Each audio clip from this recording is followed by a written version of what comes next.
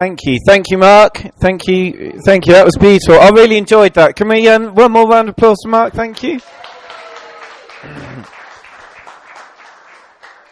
So my name's Dom. So just to say, actually, I was chatting to John on the way here. Me and Mark have known each other quite a long time.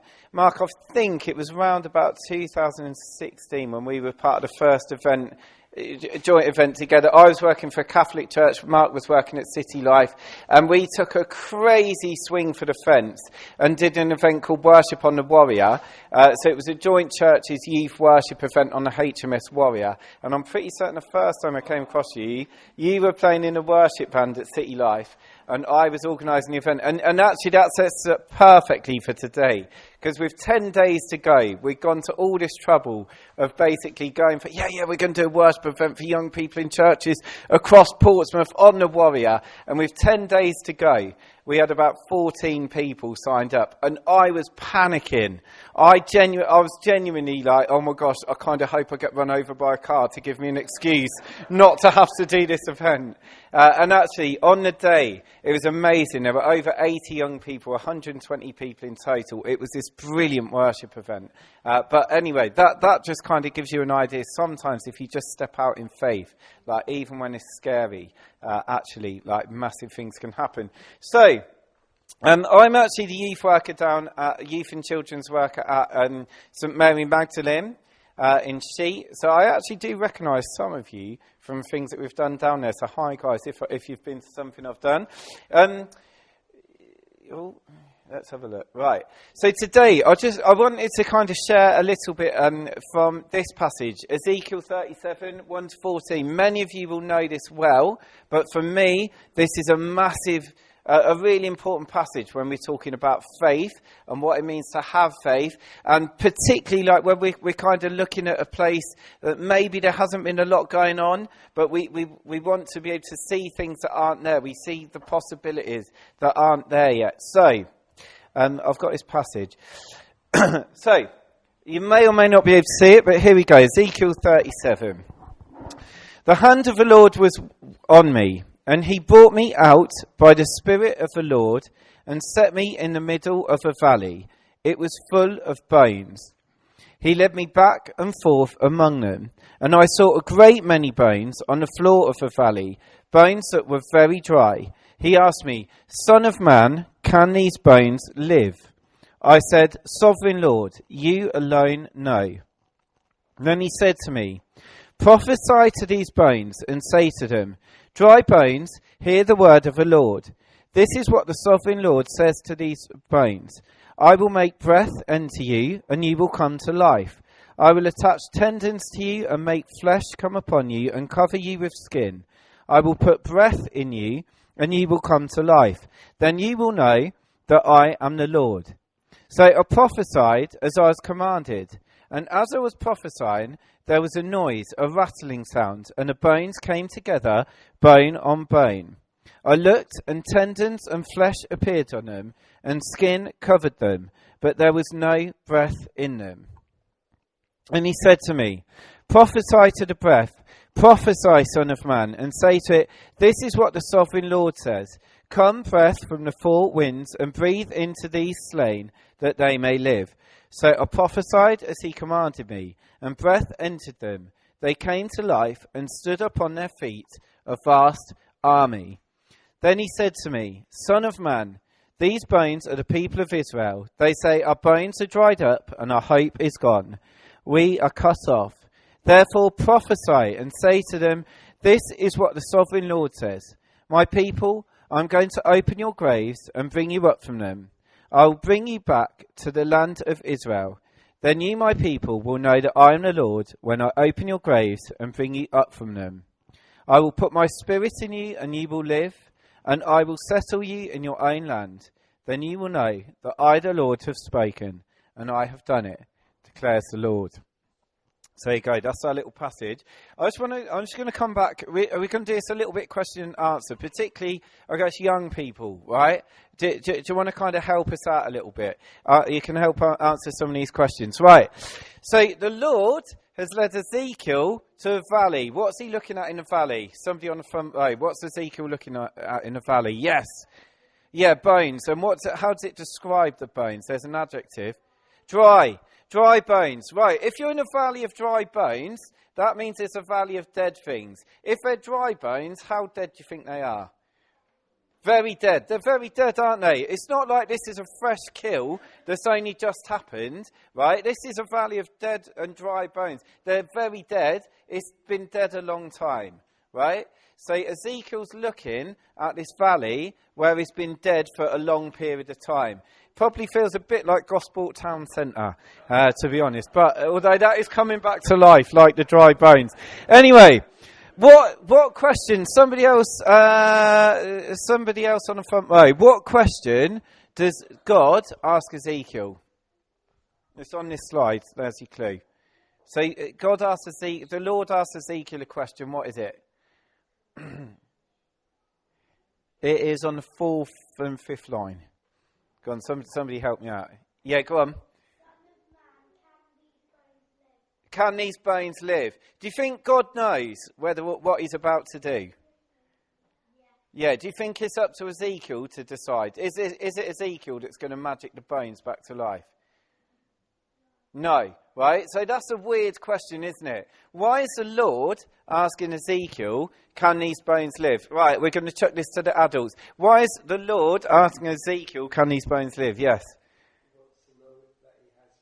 Yeah, okay, so he wants to know, does Ezekiel believe it? Right? Does Ezekiel believe it? What's Ezekiel looking at? What's he looking at? Bones, dry bones, right? Can these bones live?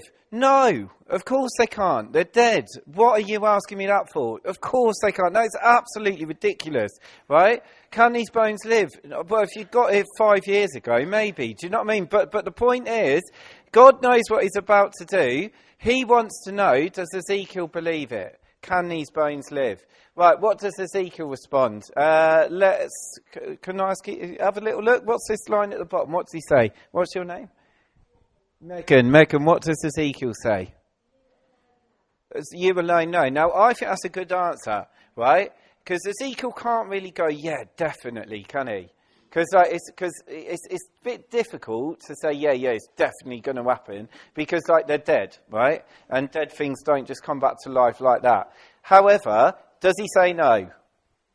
No, he doesn't say no. He said, Lord, you alone know. AKA, right, Lord, if it's in your plan, I believe that you can do it. If it's not in your plan, then of course they're not going to come back to life because they're dead. But you alone know. So great, thank you, Megan. Okay. Now, he says prophesy, right? Prophesy to the bones, and we're gonna bring them back to life. Now, there's a rattling sound. What happens when Ezekiel starts prophesying to the bones? Let's go back to this way, because I'm going to pick on these lot later, so we'll pick on you lot for this talk. Right, what's happened when he starts prophesying to the bones? Go on, one of the lads, because the girls have done well. Lads? All right, have a little look. Look, I'll put it on the screen for you. All right, so what starts happening? Yeah, they start coming back to life, don't they? So look, it says here, so look, there's a rattling sound. The bones have come together, bone to bone. I looked, and tendons and flesh appeared on them, and skin covered them. Right, Ezekiel must have been like, whoa, that's good. Do you know what I mean? A minute ago, they were just lying on the ground, scattered around, and all of a sudden, bone on bone, rattling sound. Ezekiel must be like, whew, gosh, I'm good at this, right? So they've come back to life. This amazing thing has started to happen. This amazing thing has started to happen. And there's signs of life. They're coming back to life. However, lads, crucially, what does this bit say? What's it missing? It's missing something. What's it missing? There was no what?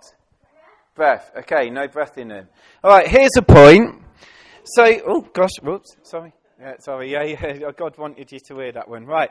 Okay, here's the point, right? Is that in churches, particularly, I'm going to talk about churches. In churches, it's very easy for things to look alive, but not be alive, right? It's very easy, particularly after we've had a long period where things have just been dead, right?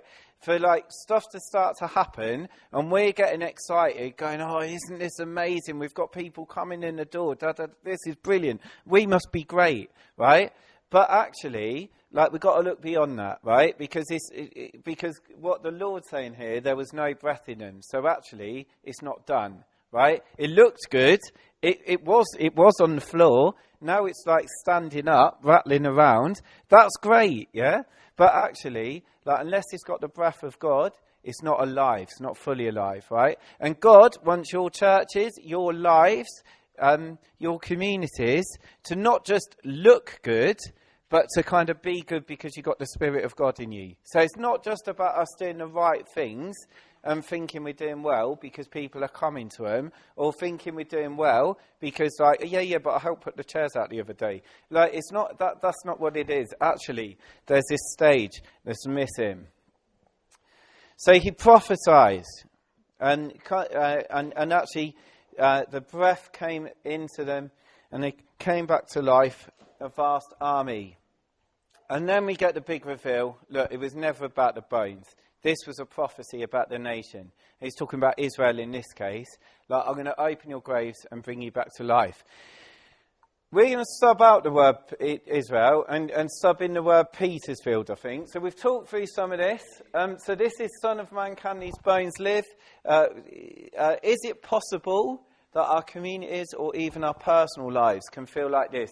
This is going back a little bit. Is it possible that our lives, our communities can feel like a valley of dry bones? Nothing's happened for a long time. Is anything ever going to change? Like, my life's still a bit dreary. I'm still very lonely. Our finances are still really bleak. Like, it's been like that for a long time. Our church, we don't get people coming. It's been like that for a long time, right? Maybe our starting point is a valley of dry bones. The first question God will ask you is, can these bones live? Can it change, right? And we need to be able to say, well, Lord, you alone know, right? We can't say definitely yes, can we, right? We can't ever guarantee stuff's going to change, particularly miraculously, but we need to be open to the fact that God wants to change. Prophesy, Ezekiel is playing his part. His job is to speak God's truth, vision and promise into the world around him. Let me just stress this bit. So he's speaking into being something that is not already a reality. In context, Ezekiel would have probably felt really stupid if there are other people around, because he's talking to the bones and they're dead. Right, sometimes for things to change, we've got to be the one that speaks into reality something that is not already there. I'm going to give you an example. In Peter's, so for me, like, faith is not so, like, I've seen God do a lot of things over a long period of time in youth work. I'm very comfortable being the guy that stands in the breach and says, yeah, we're going to do all this stuff, right? Even if it's like no guarantee it's going to happen. That has been a constant theme of my time at St Mary Magdalene. My belief was that, like, God wanted to, like, we needed to create spaces to merge the great work that was going on at King's Arms with churches, to put Bridge the Gap events in so that it was possible for young people to find faith. So we started this event called Making Waves last year, June. And the idea was to give space for churches to bring their youth groups to a worship event, have a bit of worship time, and have a bit of input, create a bit of fellowship.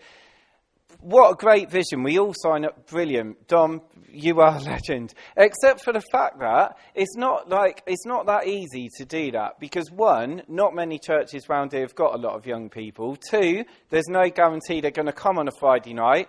Three, right, you can have a worship band, but are a load of teenagers really going to turn up and sing in the presence of people they don't really know? And our groups of unknown people gonna start mixing? It was a gamble. We knew it was a gamble, right? But for me, it was important to speak into reality, something that didn't already exist. Like June, July, it would have been anxiety overload, except for the fact that I'm used to doing this sort of stuff. So it was like, okay, there's no guarantee this is going to work. But since September, Like actually these events have gone from strength to strength. And some of the fruit that we're seeing now is partly because we kind of took that step out in June, July. It's not the only reason, it's just a reason. But I'm just highlighting the point.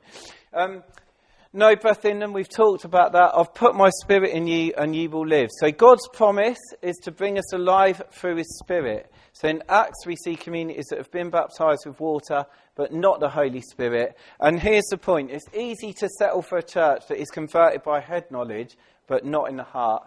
And we should be giving opportunities to think out of the Spirit.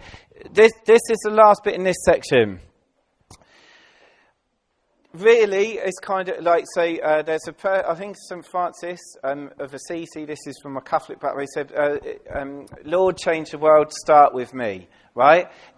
We need to constantly be asking the Spirit to change us and bring us alive. Otherwise, we aren't even going to dare to dream things that are impossible. We're not going to go there because it's like, it's not going to happen, is it?